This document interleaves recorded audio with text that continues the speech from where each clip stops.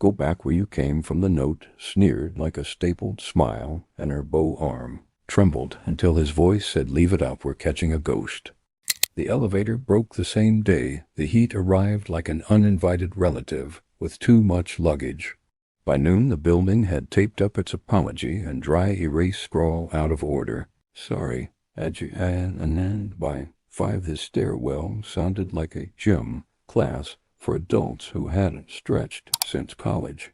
Somewhere a radio coughed high life through blown speakers. Somewhere else a pressure pipe clicked like worry beads. The building was old enough to vote, too stubborn to retire, and everyone who lived inside it learned, sooner or later, how to time their breath between floors. Kenechukwu okoi Kene to classmates, Kenechukwu to his mother, Kene to the barista, who kept messing it up, hit the 4th floor landing with a laugh he didn't mean to let out. His backpack had learned to be heavy. The library books were a chorus of paper spines, muttering policy jargon and ethnography into his ribs. Sweat ran the clean line down his back, the way Lagos summers used to do before Houston took custody, and then grad school stole the calendar. He paused, hand on the rail, to think about how to make it the rest of the way without bargaining with his lungs. That's when he saw the violin case black, scuffed, and parked on the step like a sleeping dog guarding the border between 4 and 5. A woman hovered a step above it, buns of grocery bags looped over one arm, actual bun of hair balanced perfectly on her head like it had tenure. She was breathing the same between-floors breath as everyone else, but hers made a quieter music. She looked down at the case, then at him, mouth half an apology. "Sorry," she said, already stooping, already not quite managing it with the weight on her arm. "I thought I could do it in one trip." "Do what? Defeat gravity?" Kene chuckled, shifting his backpack to his hip. "You want a hand?" "I want an elevator," she said, smiling despite the sweat. "But a hand is step 2. He took the violin case, surprised by the density. He had always thought instruments floated. This one felt like a promise with hinges. "Kene," he said, because he'd learned that names early made doors open smoother. "Hana," she said. "5th floor." They climbed together, the way strangers do when a task drafts them into the same team. Names turned into small facts. She freelanced with a chamber group, taught on Tuesdays and Thursdays, practiced whenever her downstairs neighbor was at work. He was a Nigerian-American grad student in urban policy whose research question had become a mosquito bite. He couldn't stop scratching what a city chooses to hear, and who it turns down. By the 4th and a half landing, the steps grew narrow, the paint more confessional. That's where Kene saw it, a sheet of printer paper stapled into the wall, the staples sunk into the plaster like teeth. "Go back where you came from." For a second, Hana didn't react. Her eyes kept scanning for the next step, like a body finishing its sentence before the mind changed topics. Then the word struck whatever inside her listened first. Her bow arm trembled. Not much, just enough that the violin case in Kene's hand felt briefly like a witness. There was a typeface to cruelty, Kene thought grimly. In Houston, it had been Sharpie on his locker. In undergrad, it was chalk and faint, plausible deniability. On message boards, it learned italics. Here it wore default Calibri, smug and neat. He felt his fingers clench around the case handle and had to move them one by one, opening the fist before it carried him into a stupid decision. "Rip it down," his gut said, a hot whisper. "Leave it up," something else said, his mother in church, his advisor in the methods lab, 1,000 podcasts about evidence and power. If a thing wants to hide, make it perform. Hana blinked like her eyes had been too dry. "Is this?" she swallowed. "Is this the first one you've seen here?" "First I've seen," he said carefully, "but I've met its cousins." She stared at the paper the way you look at a spider when you're deciding whether to be merciful. "I want to tear it," she admitted. "So do I." He heard how his voice warmed on the agreement and kept it steady. "But what if we don't? What if we make whoever did this come back and see their own handwriting standing trial?" Hana let out a sound that was half a laugh, half an extra breath she needed. "You're what, a detective?" "Urban policy." He shrugged, sheepish. I study sound and power. My uncle says I collect echoes for a living. And now an echo collected you." She set the groceries down slowly, like the floor might give out. Okay, leave it. "We're catching a ghost." He repeated the phrase back to her, because somehow it felt like a spell. "We're catching a ghost." He took a picture with his phone. She took one with hers, hands still shaking but precise. She zoomed on the staple heads like a forensics tech on TV. "If we pull one, maybe there's a print." "You watch too much CSI," he said, grateful for the joke, grateful for how it turned the stairwell back into a place humans lived. "Not possible," she said, straightening. "And besides, I teach kids stage fright drills. What's a ghost compared to a recital?" On 5, Hana's apartment cracked the door to a softer world, pear slices browning politely in a bowl. Sheet music spread like excuses on a table. A rectangle of evening light catching rosin dust in the air. She gestured him in. He declined with the polite hover of a tenant not yet vetted. "Another time," he said, "when we've solved at least one mystery." She nodded and stood there as if she could hear the note downstairs continuing to speak. "What if it's someone from outside, someone who wanders in?" "Stairs aren't hospitable to wanderers," he said. "This feels local harm," she murmured, mouth tightening. "My favorite genre." He laughed at that, because he had to or he'd swear. "I'll talk to people," he said. "Neighbors, the super. The mailroom philosophers. You set up, what? Do you have a camera? A way to watch without turning this place into Big Brother?" Hana tilted her head, considering him, then herself. "I have an old nanny cam from a teaching kit. A fake smoke detector with a lens. We could angle it toward that landing. Ask Mrs. Alvarez on 4 if we could tape a second to her peephole." "Mrs. Alvarez is the patron saint of plausible deniability," Kene said, smiling. "She feeds half the building and knows the other half's business, so we ask nicely." Hana's voice steadied as the plan found a shape. "And we log everything. Dates, times, sounds." "Especially sounds," he said, relieved to be speaking his language. "Sometimes the ear catches what the eye edits out." At the door she surprised him by reaching, not a handshake, exactly, but the gentle, formal equivalence of one.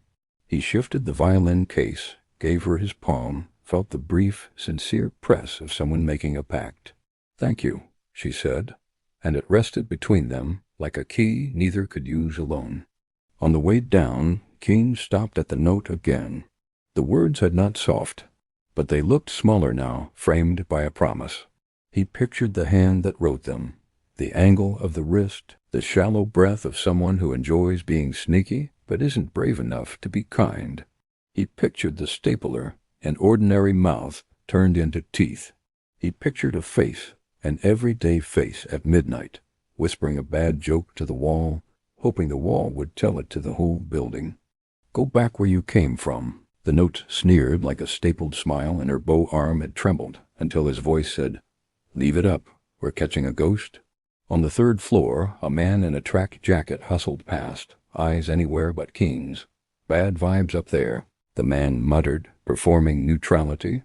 "Working on it," Kene said, and kept moving, aware now of the building listening, aware he had said we. That night, when the heat finally loosened its collar, he lay on his back with his laptop open and wrote a list titled Stairwell. Under it, camera placements. People to ask: Yuri the super, Mrs. Alvarez the tech bro on 3, who always had packages, the quiet mom with the red stroller. And one line he underlined twice: "Don't let anger be the only clever thing about you." Sleep came like a late bus. He caught it anyway. By the time the weekend found its shoes, the building wore 3 fresh notes like bruises in different stages of healing. One above the recycling bin on 3, "Speak English." One crooked over the mailboxes. "Quiet hours mean you." A small one pinned low at kid height. A single syllable that hit harder than slurs.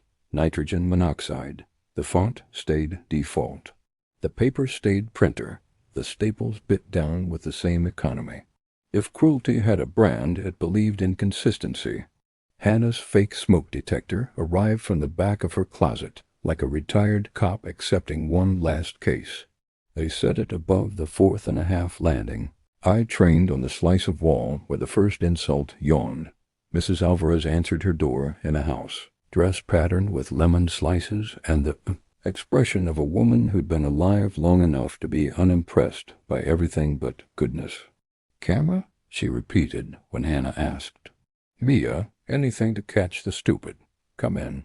Take a churro. 2, you're skinny." They taped a tiny webcam to the inside of her peephole, lens drinking the stairwell, and a fisheye gulp. Kene showed her the monitoring app on his laptop. She clasped her hands as if mid-novena. "We will pray and also watch," she declared.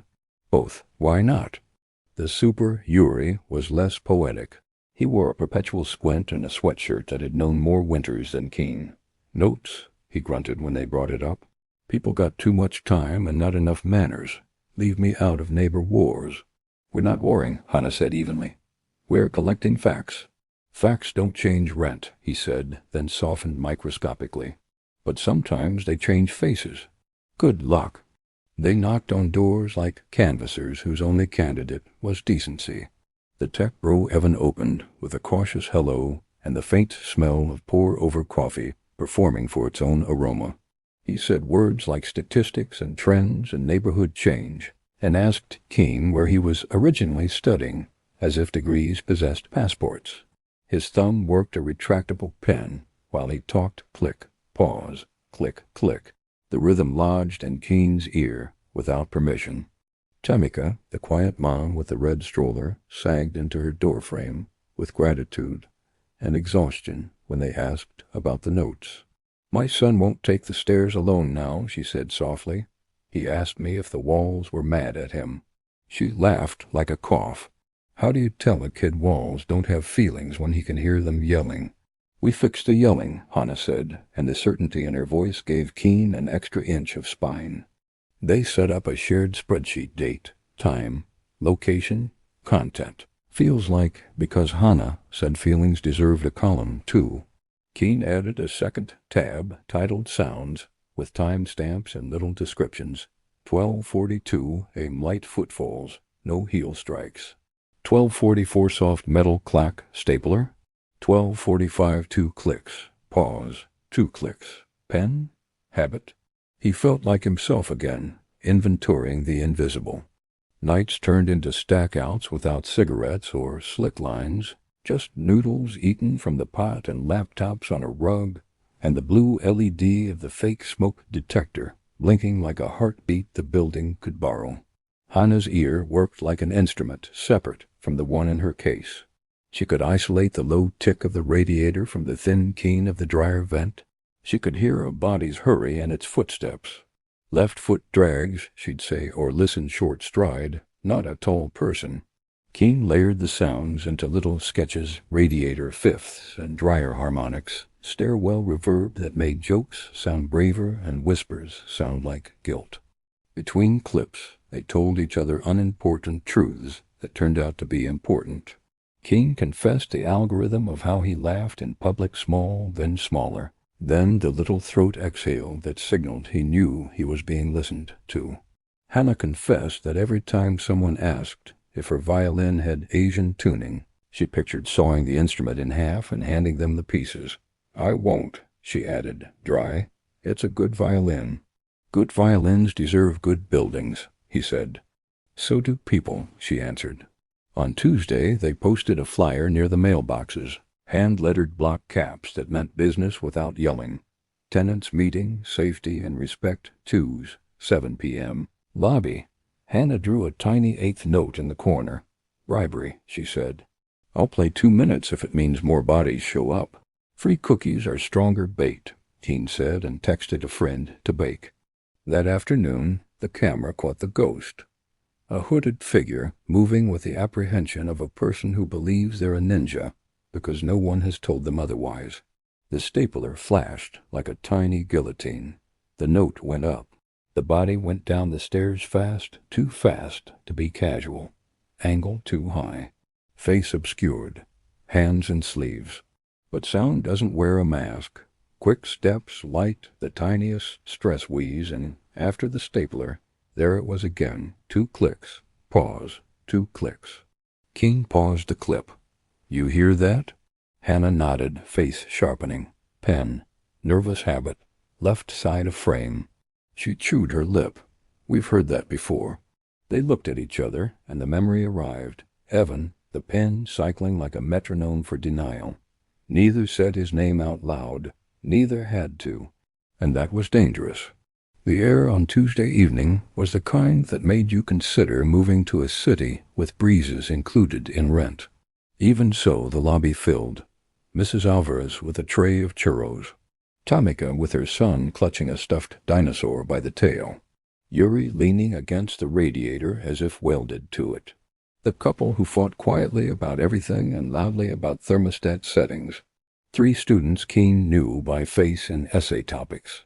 Evan in a shirt that said data greater than DOGMAIN, a font that did not help his case.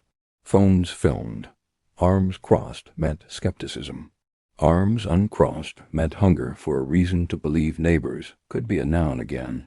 Before Kene could clear his throat, Tamika's son tugged Hana's sleeve and pointed toward the staircase. Another note, fresh paper, fresh teeth hung where the first had been. For a breath, the lobby seemed to tilt. The dinosaur dropped and thumped softly on the tile. Leave it, Hana said, voice like tuning A, steady, centered. Tonight we listen. They did. For an hour people spoke without quite saying what they wanted to say, complaints braided with confession. Someone suggested more cameras. Someone else muttered about privacy. A white-haired man from 2, who always wore slippers to the mailbox, said he remembered when a different kind of sign used to hang in the neighborhood deli, and the room got quiet the way rooms do around history if someone names it without flinching. Kene kept notes in neat columns and Messier margins. Hana glanced at the staircase every few minutes like a musician checking the conductor, and finding, to her relief, that the downbeat kept arriving on time.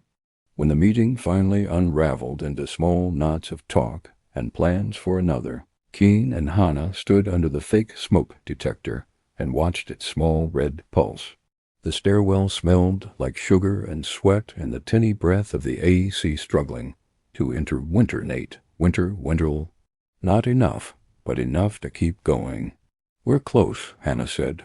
Close enough to hurt someone by accident, Kene said, because the 2 clicks had nested inside, his ear beside the image of Evan's pen, and the ugly satisfaction of an answer you want too badly. Then we don't guess, Hana said. We learn. They didn't know yet which lesson would arrive first. They only knew the ghost liked paper, midnight, and returning to the scene. Good. So did they. The ghost arrived again at 12:03, a man, hood up, head down, moving like a rumor that believed in its own inevitability. Hana had the clip paused on that exact sliver of time, the stapler glinting as if it had teeth. Kene leaned in until the pixels showed their seams. The sound track told more than the image. Footfalls light and quick, breath shallow and forced, and that tiny nervous rhythm. 2 clicks. Pause. 2 clicks, ticking from the left edge of the frame. Pen, Hana said, eyes narrowed, her musician's ear filing a report. Same pattern as earlier?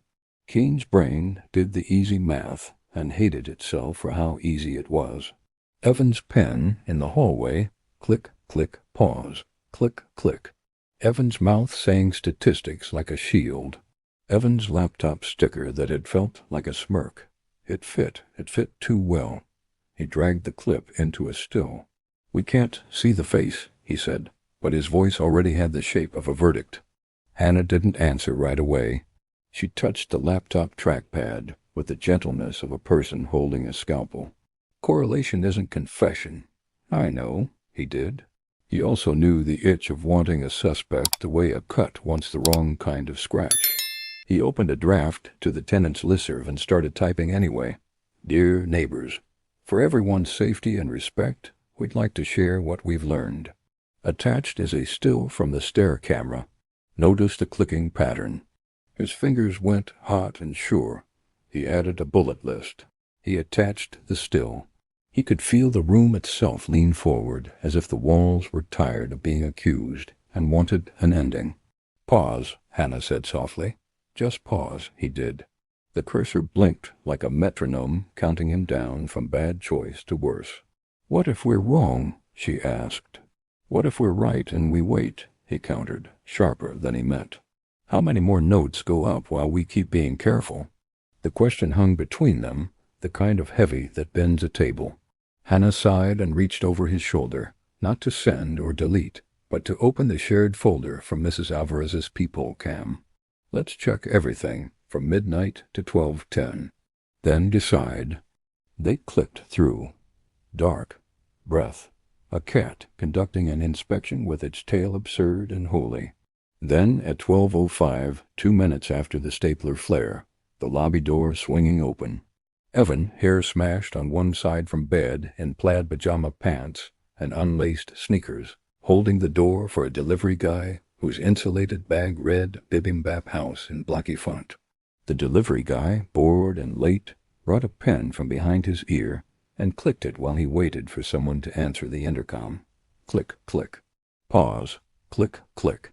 Hana's inhale made a tiny whistle. Kene felt heat, cold, and a third thing shame-crawl his spine, like water finding the easiest route. He shut his eyes. I almost did it. Me too, she said, and the steadiness in her voice didn't minimize the confession. We almost put the wrong name in the building's mouth. He dragged the email to drafts. Then he deleted the attachment. Then the draft. He resisted the urge to delete his hands. I study bias like a lab specimen, he said, bitter. And it's still like a virus, she said, offering the rest of the sentence. We're not immune, Kene. We're just vaccinated against pretending we're immune. He laughed, despite himself a startled bark. That's not comforting. It's honest. She scooted back on the rug until her shoulder touched his. You caught yourself. We caught ourselves. It matters. He nodded, small as a nod could be. Then he rewound the original clip and listened again, not for the pen, but for the body inside the hoodie. Fragile breath. A hiss that sounded a little like middle-aged allergies. And buried beneath the stapler's clack, 2 words the cheap mic almost swallowed. There. Good. Play that again, Hana said, chin forward. There. Good, the clip whispered, as if talking to the wall. Who whispers to a building like it's a subordinate? Kene murmured. He slowed the footage frame by frame. When the hooded figure stepped toward the paper, the sleeve rucked back a fraction. A cuff showed, not store-brand sleek blue with a tiny white embroidered R on the corner. 3 clips earlier, at 12:12 a.m. at a different night, the hoodie had swung open long enough to show a dangling badge holder empty, swinging on a lanyard clip. Hana sat up straight so fast the laptop wobbled. R. Redding, Kene said, the name landing like a dropped tool. The property manager. Navy Palos with the company logo. Badge holder at every inspection. Cufflinks on days he wanted to look like authority instead of rental math. He saw the man's face in his mind's eye, the way memory does when it's given permission. The tight jaw, the smile that used first names like a leash, the habit of leaning his knuckles on the check-in desk like he was trying not to punch it. Hana's mouth compressed. If we say it out loud here, she said, it could turn into accusation. We need proof solid enough to carry through the lobby without collapsing. Yes. Kene typed furious notes on a new doc. Timestamps, stills, cuff detail, lanyard, whispered words. We call a tenants forum, Friday night. Public. Recorded. And live-streamed, Hana added, her eyes hard with a compassion that could hold a line. Because some truths try to wriggle out the door unless the whole room holds them in place.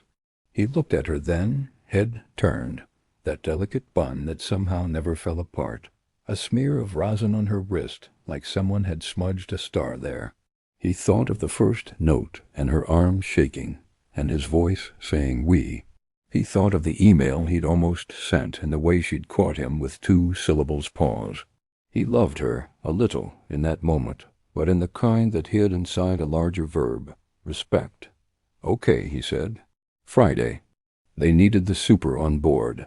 Yuri looked at the still image of the cuff, and gave a grunt that translated to "I am too old for this," but also to "I will not stand in the way." They needed chairs. Hana borrowed from her teaching studio. Mrs. Alvarez promised churros again because righteous calories matter. They needed someone calm to facilitate in case the night turned into a fight. Through the tenants' union hotline, Kene found Deja, a woman whose voice on the phone had the texture of shade on a hot sidewalk. "I'll be there if it turns into a circle," she said. "If it doesn't, I'll be there anyway." That night, guilt kept Kene jittery. To disarm it, he did what he knew. He made a map. He sketched the stairwell's acoustics onto staff paper he stole from Hana's folder, marking places where sound swelled, where a whisper became an announcement, where the camera's mic overblew if you coughed. He scrolled a reminder at the top. Evidence first. Mercy doesn't mean mush. Hana practiced scales with the slow authority of someone ironing a dress shirt on wedding morning. When she finished, she put her violin down and said, "Say it, out loud." "What?" "That we almost hurt someone and we won't do it like that again." He swallowed. "We almost hurt someone. We won't do it like that again." She nodded. "Again would mean we learned nothing." "We've learned plenty." Friday arrived dressed like summer, trying to make up for earlier misbehavior. The lobby smelled like bleach and bakery sugar and nerves. Phones were clipped to tripods. The banner someone painted the night before tenants' forum, safety, respect, truth, hung a little crooked, which made Kene trust it more. Yuri pretended to fix a radiator so he could stay near the room. Hana checked the livestream account twice, then once more with the superstition of performers. The red light blinked like a pulse you could set a tempo to. At 6:58, Mark Redding stepped in, polo crisp, jaw working, keys clipped to his belt like a sheriff's star. He looked around as if counting votes. "Evening," he said, voice public, performative. "Let's keep this productive." Hana pressed go live. Comments sparked in the corner of the screen. Kene felt the building inhale. Time to catch a ghost in front of its own house. Kene opened with a truth you could hang a coat on. "Somebody put racist notes in our stairwell," he said. "Somebody kept doing it. Children are afraid of stairs. Adults are measuring their laughter. We are here to make that stop and to decide together what repair looks like." The crowd's murmur gathered and released like a tide.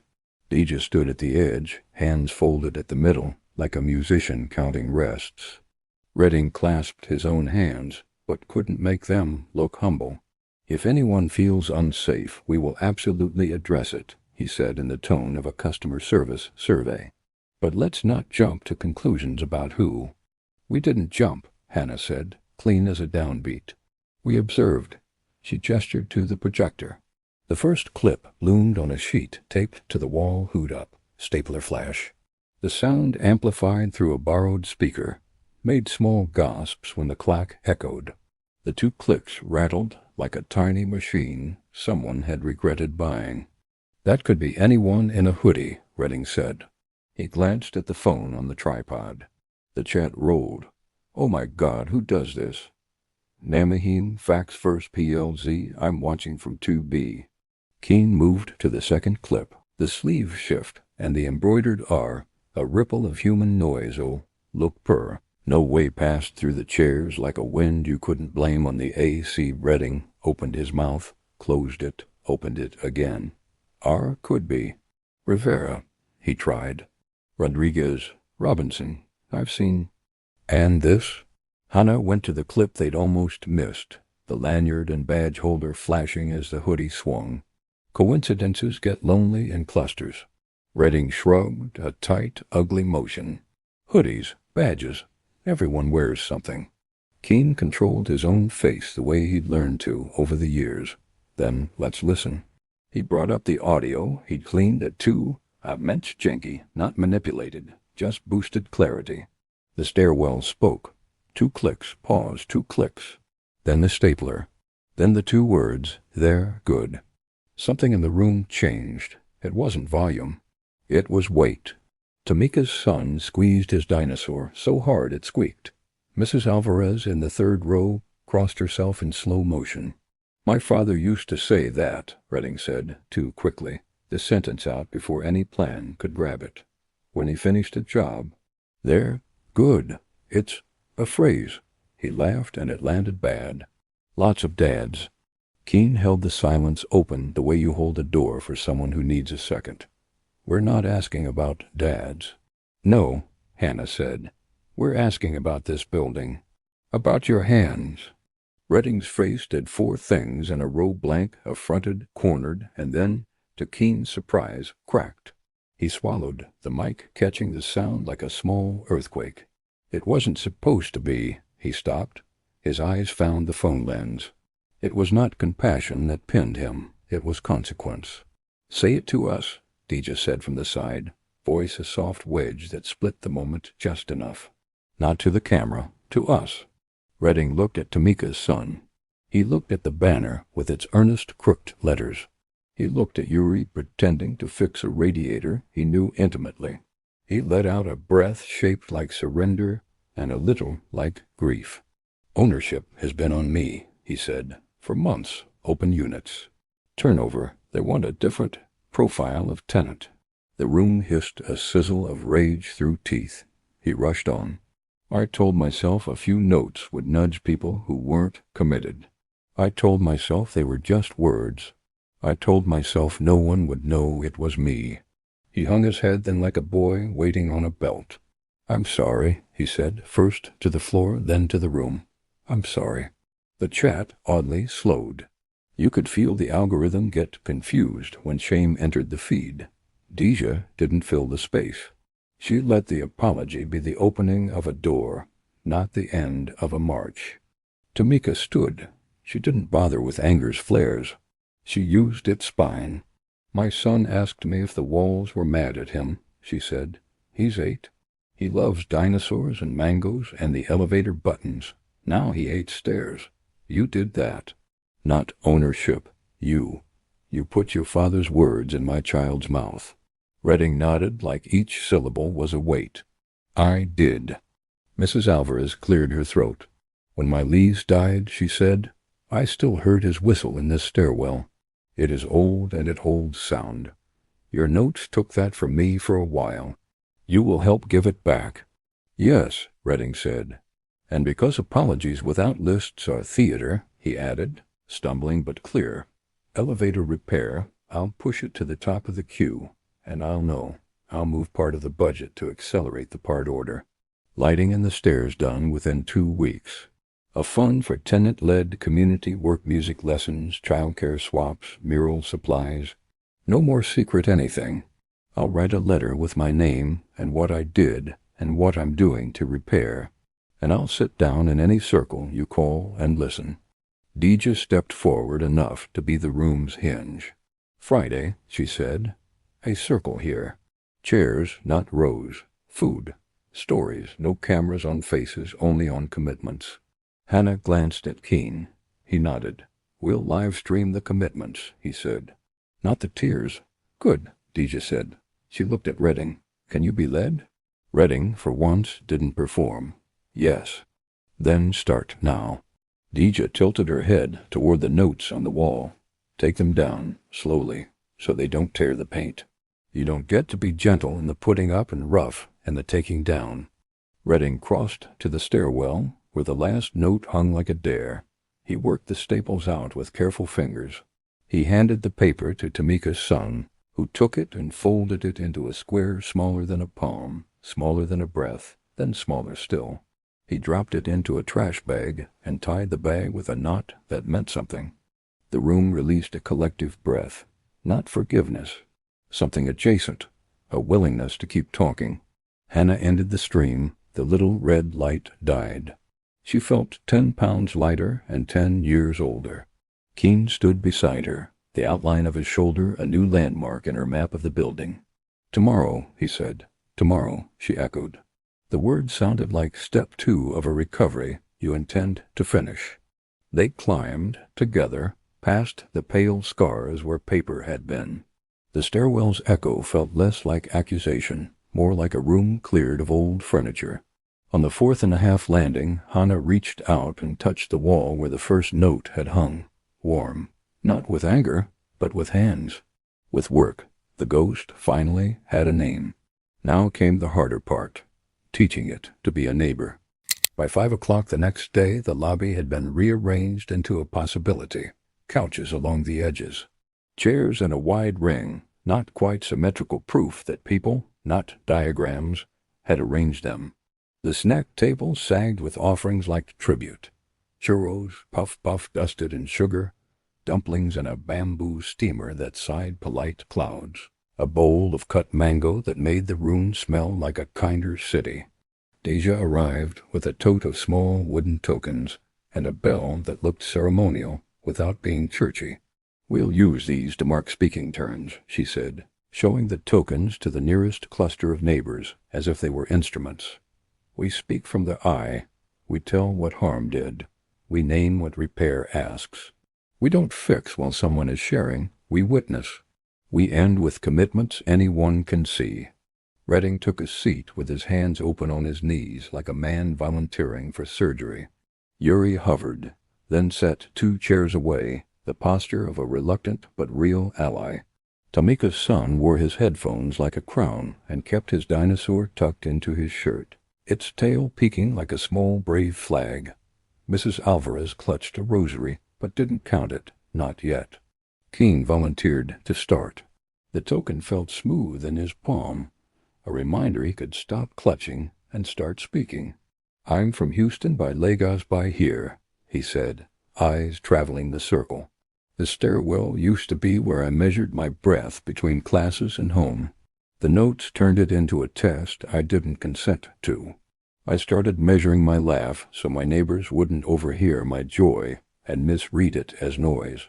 Harm made me small in my own house. Repair looks like me laughing the way my mother built me to full-voiced with all my teeth." He passed the token to Hana. She rotated it once between her fingers like tuning a string. "I teach kids not to apologize for taking sound space," she said. "The notes made me put my violin back in its case. Not always, but enough that my hands learned at timidness I never asked them to learn. Repair looks like never hesitating to open the case. It looks like using the stairwell for what it's good at echo resonance, making a 2-person melody feel like a room full." Tamika spoke next, voice soft but carrying. "Harm made me lie to my son," she said. "I told him the walls weren't mad at him, but I started hating the stairs, too. I started using the elevator even when it wasn't working. You know what I mean? Just standing there, pushing the button, wishing." She smiled at her boy. "Repair looks like us walking together without rehearsing comebacks. It looks like my boy saying hi to the stairwell and getting a hello back." A grad student from 2 Marta confessed she'd stopped inviting her Haitian aunt to visit because she didn't want her to see the word go where family should be. The white-haired, slippered man from 2 said the notes made him remember a sign his father had refused to paint over in 1964. And how he'd lived ashamed of his lack of courage since. "Repair," he said. "Looks like painting something right this time." When the token reached Redding, you could feel the room lean and hold. He didn't let his eyes slide off the faces. "I did this," he said, simple as a hammer. "Ownership pressured me. I used their pressure as a permission slip for my old reflexes. I told myself harm was efficient. I told myself just words was true. Harm made me the kind of man my father would have praised. Repair looks like becoming the kind of man his praise can't reach." He swallowed. "Repair looks like elevator part ordered rush and paid for my own bonus. Lights installed by Tuesday. A tenant fund seeded with $5,000 from me and matched by the company. If they don't match, I'll say so, and a letter with their names. A mural commission with decisions by you, not me. Rent increases paused this year where leases allow. An apology letter with my name on top, not hidden in paragraphs." Deja nodded like a conductor marking good time. "We'll capture those commitments on paper." She placed a poster board in the center and wrote each promise in thick marker, the letters literal enough to be seen even by people who couldn't afford metaphor that day. "What else?" she asked. "Training," Marta said. "Mandatory for management and staff, not the checkbox kind. Real work. Monthly tenant meetings, Mrs. Alvarez added, with coffee and someone from the company who sits and listens with ears, not a phone. Kids' music hour, Tamika's son piped, surprising himself with the volume of his own voice. In the stairwell. So the walls like us. Hana put her hand over her heart the way you do when a note lands exactly on the pitch you hoped for. Yes, she said, that. They broke for snacks as if eating together could also be a kind of policy. It could. Kene opened his laptop and played a rough mix he and Hana had made stairwell study. No, one pipes tuned into bare fifths. Dryer vent hush laid under a simple violin line that started shy and ended sure. People listened with the reverence formerly reserved for grievances. When it finished, Tamika's son asked the title. Where we came from, Hana said. The room murmured approval, a sound like chairs scooting closer. On the commitments board, Deja wrote a last line in black, recital in the stairwell, 2 weeks dedicated to the building. She drew a box next to it. People stepped forward to initial. Redding signed his name smaller than usual. Yuri, sighing as if allergic to hope, but willing to try, signed too. Later, in the quiet between cleanup and sleep, Hana tuned in Kene's living room while he coiled cables with the careful spiral of a person resetting his nervous system. Tell me a thing you almost didn't say today, she murmured, a teacher with a whisper optional prompt. He considered. That I loved the version of me who wanted to catch the ghost more than I loved the kid who needed the ghost caught. She set down her bow and looked at him like he was sheet music she could actually read. I love the version of you who just said that, she replied. He laughed, the unmeasured one, the full one.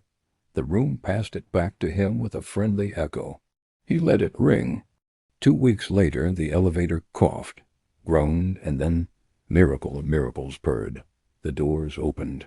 People applauded something mechanical, as if it had written an apology. The staircase got new bulbs. The paint crew promised a warm color. Neighbors picked the shade and the mural theme, where we came from, where we're going, with empty spaces left on purpose for additions. Redding delivered the letter. He read it aloud in the lobby with no performative throat clearing, then left copies on the mailroom table. Even the fonts felt accountable. Recital, Deja texted the thread the night before. We keep our own promises, too. Yes, Hana replied and pressed her rosin into the soft cake, dust lifting like glitter you had to earn. The stairwell had been scrubbed, painted, and blessed by 1,000 ordinary footsteps by the time the recital began. Warm yellow climbed the walls where gray used to sag. The mural at the first landing was half complete, a line of open doors painted in perspective, tiny figures stepping through, none of them named, all of them welcome. An empty section at eye level waited for Chalk the children's idea, for improvisations. Neighbors arrived carrying chairs and food, and the kind of small talk that tastes different after you've done something hard together. Someone strung fairy lights along the handrail. The bulbs made little planets in the stairwell's throat. Deja sat with a clipboard not because anyone needed monitoring, but because rituals like being ready should have witnesses too. Hana warmed up on the 4th-floor landing, bow hair singing softly.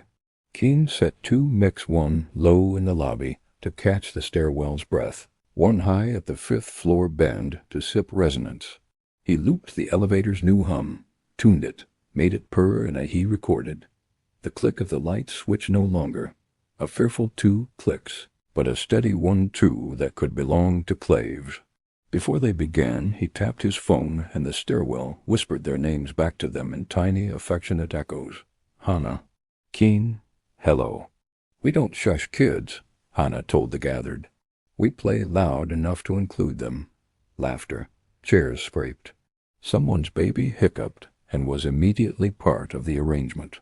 Kene started, a quiet bed of sound stitched from the building's fixed bones elevator in A, radiator in E, light switch claves tucked like heartbeat. The loop ran gentle under his fingers. Then Hana entered on a low G that climbed like a person who decided the 5th floor would not defeat her today. The melody stretched into a high note that found the stairwell's sweet spot and made it glow. You could feel throats relax. You could feel shoulders drop. You could feel the room remember itself. Midway through, Kene dropped the sample that could have been a wound, but wasn't anymore. 2 clicks. Pause, 2 clicks, no longer a nervous tick, but percussion, bright and invited. People smiled in recognition, the way you do when a friend reclaims a nickname no longer used as a weapon. Tamika's son, emboldened, tapped his dinosaur's plastic belly in time. Mrs. Alvarez hummed a third above Hana's line, and the hum fit so perfectly strangers turned to look at her like she'd confessed to sainthood. Evan clapped on 2 and 4 on time, a little too loudly, as if to apologize with rhythm. Yuri stood, arms crossed in his usual self-hug, and you could see his eyes shine even from 3 flights up. Redding leaned against the wall near the lobby and did not try to be central. When the music swelled, he put his hand on his chest in a gesture so small even he might not have noticed it. Dija, watching, did. Accountability can turn a man into an usher. It had. Hana wrote a cadenza into the stairwell air, an improvised memory of the first note on the wall and the way her body had trembled. She let the bow shake on purpose for 2 measures. Then she steadied it deliberately, and you could hear the choice click into place.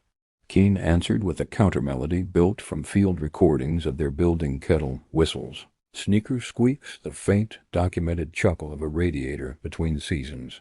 It shouldn't have worked. Of course it did. It sounded like home, figuring out its own harmony. At the end of the first piece, the quiet wasn't emptiness. It was shared breath held. Then the applause happened all at once, like someone had lifted a dam. Encore, Mrs. Alvarez called, because some words are instruments. Hana and Kene looked at each other. That quiet look felt like a measure, with no bar lines time, bending to make room for what needs to happen. Hana nodded. Kene grinned. They began again, this time with the children near the chalk section guiding them. Draw something you want the walls to remember, Hana said. Chalk squeaked. Hearts, a tiny violin, a dinosaur waving at a smiling elevator. A stick figure labeled everyone. They improvised around the drawings, little motifs for each one, the stairwell catching and returning them like a kindness practiced into muscle memory. Tamika's son stepped forward and whispered into Kene's mic, "Hi, stairwell," and the stairwell, faithful and new, whispered, "Hi," back. He laughed, the kind of sound that resets adults. When it ended, people didn't bolt the way city people do. They lingered as if leaving would erase the room they'd built. Dija moved to the commitments board they'd propped by the mailboxes and checked off the boxes they'd already met. Lights, she read, installed, elevator, purring, fund, seated.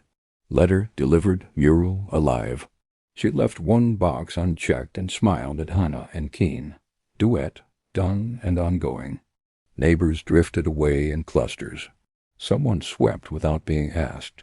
The fairy lights kept making planets. The stairwell held a softer version of the day, the way an ear holds the last phrase of a song for hours just in case it needs it later. Hana put her violin away slowly, like tucking a friend into bed. Kene coiled the last cable. They found themselves at the 4.5 landing, where the first note had lived. The paint here was a little shinier still, not from fresh work, but from the touches it had received all evening, palms, knuckles, the backs of jackets. It was warm. "Where do you come from?" Hana asked quietly, smiling at the old knife of a question, like she could feed it until it soft. She had asked before. It mattered to ask again. "From here," he said first, because it was true. Then more honest. From a mother who hums when she chops onions. From a father who fixed radios for the joy of the moment when the static went thin and a voice came through. From Lagos sunlight that bounces off white shirts and makes a street look like it believes in its own brightness. From Houston thunderstorms that remind you God still edits. From every apartment I've ever taught my laugh to behave in. She nodded, eyes bright. From a practice room that smelled like dust and stubborn, she offered. From a grandfather who played trot records too loud and told me off for shushing joy. From my Iyama telling me love should make you braver and quieter, at the same time braver in the world, quieter inside. From every audience that didn't clap until they realized they'd been holding their breath because something true had visited. They didn't kiss, not yet, not because the story didn't want it, but because this one wanted to honor the steps it had taken to reach everything else. They held hands, the simplest duet. The stairwell approved with a low, fond echo. The elevator dinged one last time for the night, a soft punctuation.